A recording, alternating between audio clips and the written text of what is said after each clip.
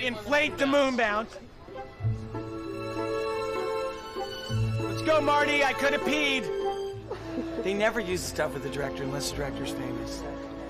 Are you even rolling? How do I tell when you're rolling? Where's the red light? Is it up here? Unlike the frog egg scene, which was scripted from the get-go, pretty much the way you see it in the movie, the moon bounce sequence evolved a great deal before we even started prepping the movie. I live on the west side of Los Angeles, and I go, not so much anymore, but when my kids were younger, I'd go to these birthday parties that were just completely over the top. Actually, I wrote a column about it, about the over-the-top birthdays that I'd been to. And in one of them, I wrote about a moon bounce blowing up. So I thought, oh, why not? I'll just throw that in. And I wanted to see our down-home family, earthy family, go into that setting and wreck it. Because I found those birthday parties so abhorrent. The day we cast Steve Martin, Tom Rothman, the chairman of the studio, called me in and he said, look, you got Steve Martin, okay? People want to see Steve Martin doing physical things. They don't want to just see Steve Martin saying funny things. They want his body doing funny things. So you got to look at this script, he said to Sam Harper and I, the writer, and you got to literally tailor it for Steve, which means involving him wherever possible in the physicality. So decision number one was, it ain't kids that go flying in the air. Steve Martin's getting in that moon bounce. At the very end, you did these like leg wobbles that are really good. I'd do more of those throughout it.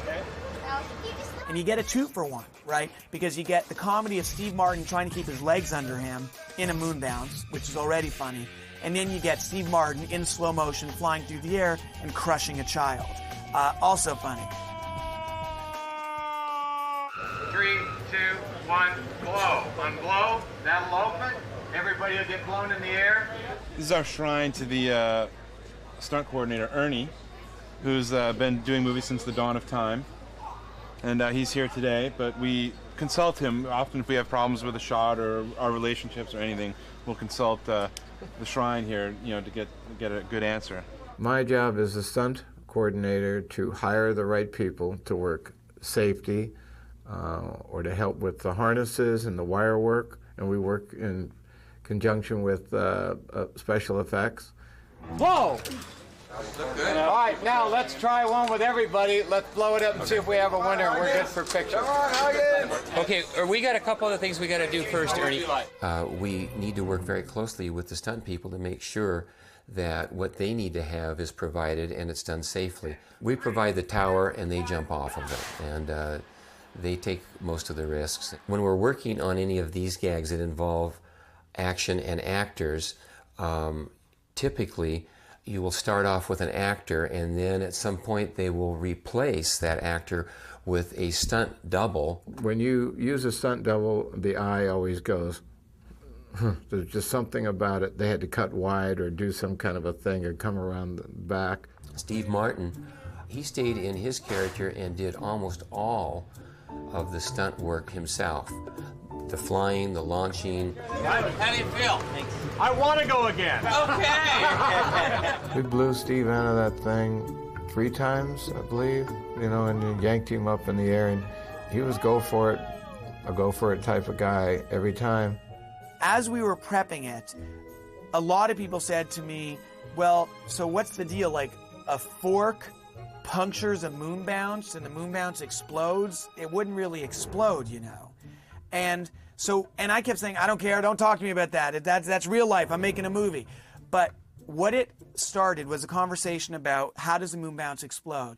And my producer, Bob Simons, came up with a key idea, which is, rather than just having a regular moon bounce that gets punctured by a fork, have someone knock over something which blocks the outflow of moon bounce air.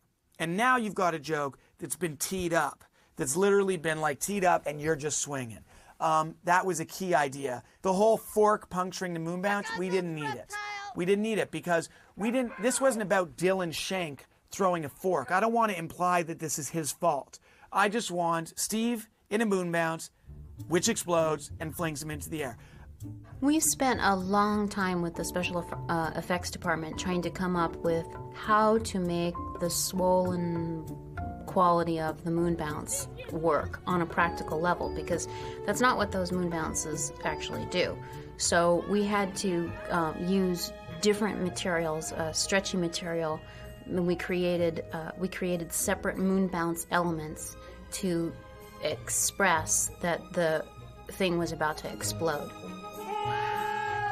The actual floor piece, which was about 10 foot by 10 foot, had underneath it a hemisphere.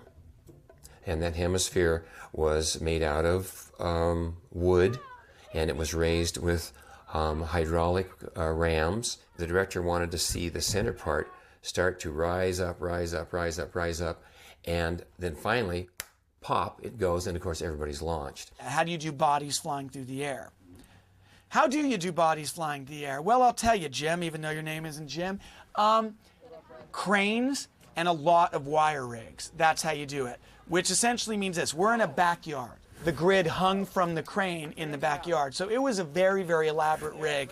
I think it was like a full day of rigging the crane just so that we could be in a position to shoot.